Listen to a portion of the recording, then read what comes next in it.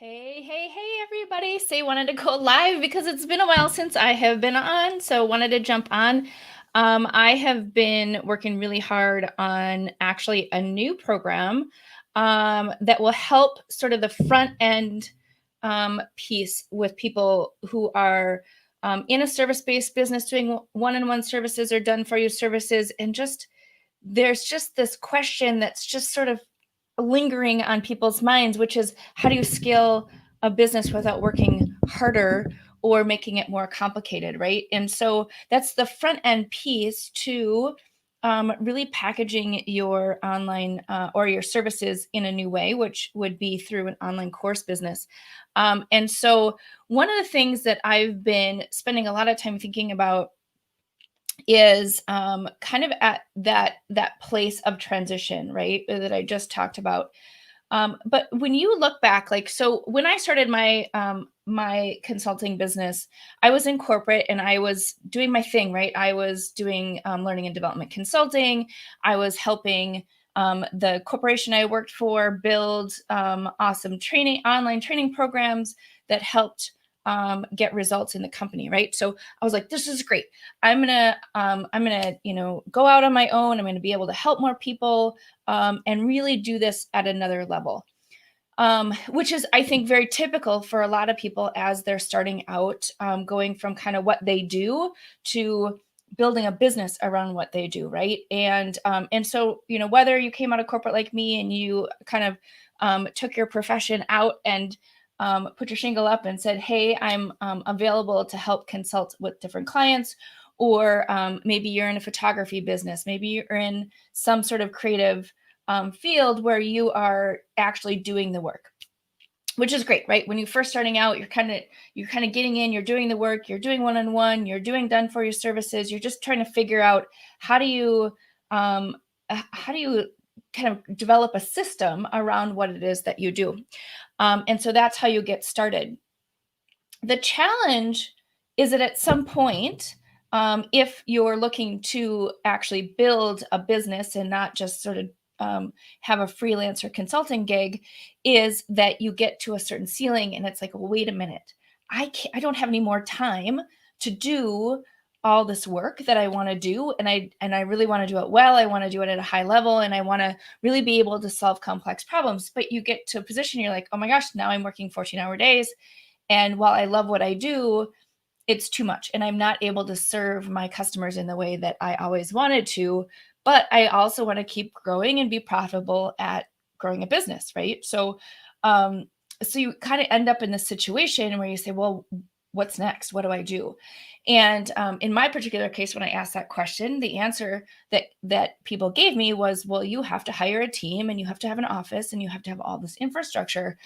And instead of doing the work, now you have to start managing the work. You have to be on the business and not in the business. Maybe you've heard that before. And that's great. And that worked for a while as I started to kind of grow and figure out how to do this.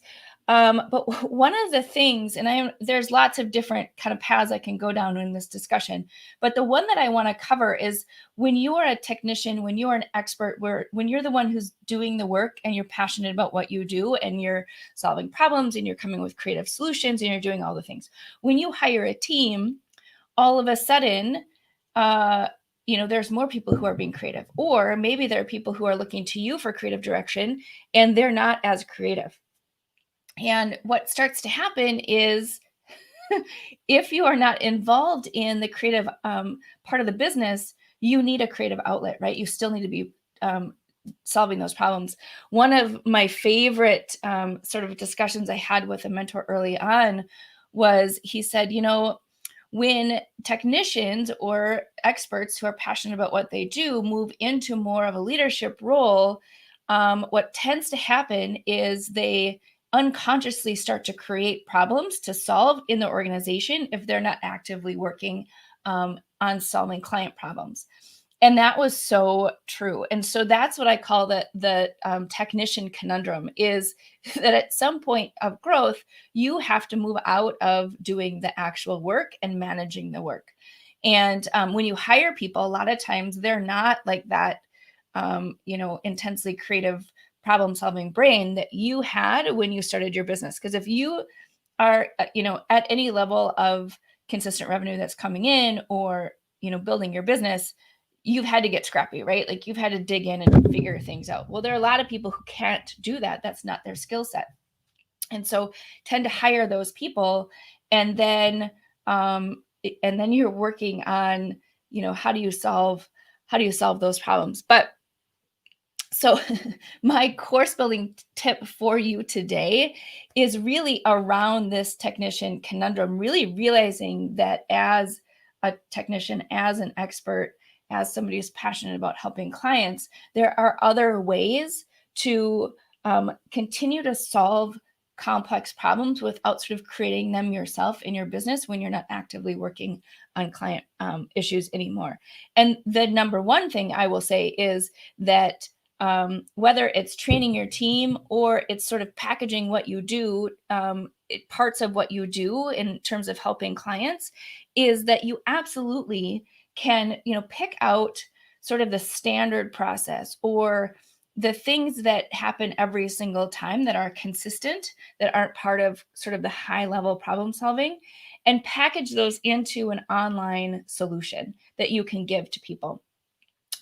Or give to your team, right? So you sort of, when you're at that point of wanting to move, you say, okay, I'm either going to train other people how to do what I do, or I'm going to package what I do in a different way so I can help more people, or help the people that I'm serving in a different way. So it's not all one-on-one, because at some point you max out. You only have, a certain number of hours in a year to help people. And so that's like when I'm first helping somebody get started, that's what we start to peel away is, are you interested in helping other people learn what you do? Or are you interested in packaging parts of what you do so it frees you up to do the higher level problem solving that you are doing in the work that you're doing, right? So you can probably just think, if you take your process of how you're working with a client, say there's 5 main steps, there's probably, one or two of those steps at least that can be packaged, where you don't have to like repeat and do it from scratch each time, right? You can give them the tools, you can give them the resources, you can teach them how to do that part of the step. So then you can take it from there and really provide, your highest level of value. So that's always where I start people as they're going on this journey. Because often, especially when you already have a business and you are trying to scale it, it's not like, oh, I want to get rid of the business. It's how do I take parts of the business and package it in a new way to help more people, to be able to get past that income ceiling that you're in right now, and also be more profitable. So those are the two places that I typically help people start with is, do you want to help other people do this, which you can create a whole online course program that certifies or teaches other people how to be really good at what you do. And so then you can, plunk them in your organization and have them do the work, or you can, have them be a partner. So when you get to that particular part in the client relationship, you can say, here's my implementation team. They're going to go and run with it. And they've been certified in my technique. And so I'm confident that they are the best people for this, and you move them forward.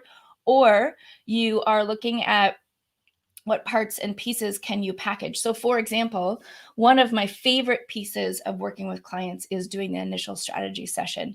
And this initial strategy session really maps out their whole plan or roadmap for how we're going to move forward in creating custom learning solutions. And so it's super critical to do.